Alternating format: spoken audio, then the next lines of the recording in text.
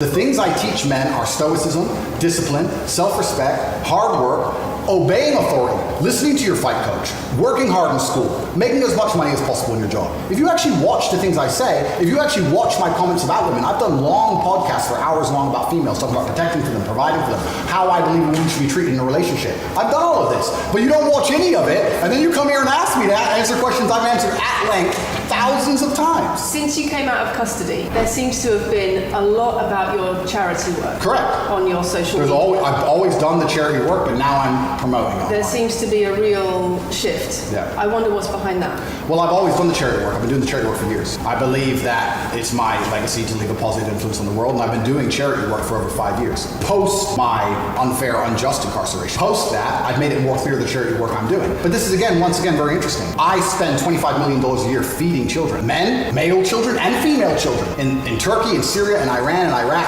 I literally spend $25 million a year feeding children. And I'm still the worst man in the world because 4 years ago I made a sarcastic comment. Because some people would look at that and say, okay, so before you got money from attracting people to your website by making controversial comments, but that might have got you into trouble. And so now you're looking for a new market. You're looking for a new market of followers who are attracted by a different sort of persona. I've always done the charity work, so that is obviously incorrect. And I have proof that I've always done the charity work, so you're wrong, firstly.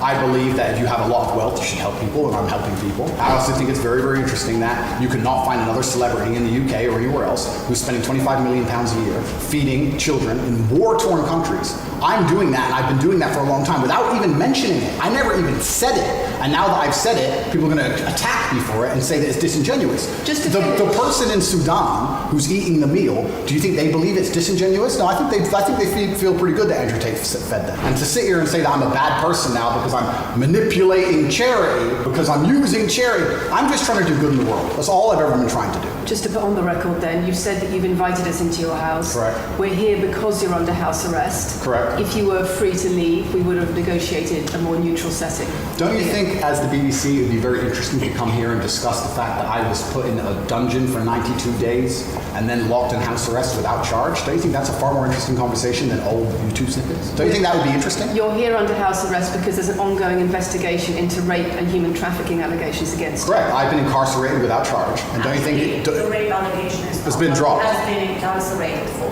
Correct. So I'm incarcerated without charge, and I think that'd be a far more interesting conversation than, I guess, Julian Assange is incarcerated without charge, and nobody's interested in that either. So if you actually want to do some genuine journalism and investigation, we could talk about the fact that an innocent man who is yet to be charged with a crime has had his liberty deprived of him. And I think that would be a far more interesting angle than talking about me being the most dangerous man in the world because I own a car.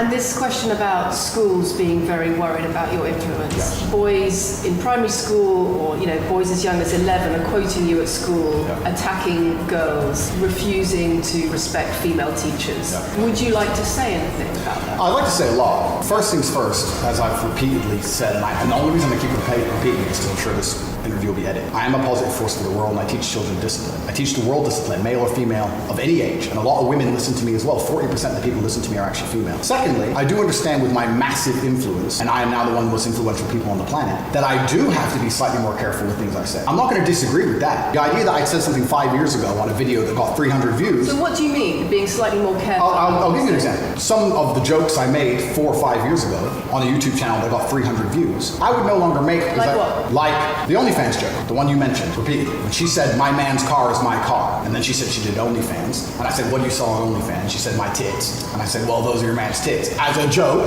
ha ha ha, everybody laughed. The fact that I could do that on a podcast 5 years ago and only got 300 views, now I understand I'm the most influential man on the face of the planet. I would be more careful with certain things I say. That doesn't mean the things I originally said were genuinely out to harm people. Do you really believe you're the most influential man on the face of the planet? I'm the most Googled person on the planet. Do you believe you're the most influential man on the face of the planet? I'm the most Googled man on the planet. I think we're done. Yep.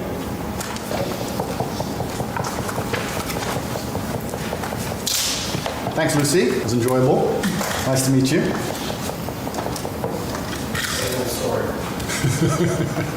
No, it was fun. It was good. I enjoyed it. De-mic me. I don't want to damage anything. Very nice to meet you, Lucy. Thank you. Thank you. Very nice to meet you. Goodbye. It's a very polite staff at BBC.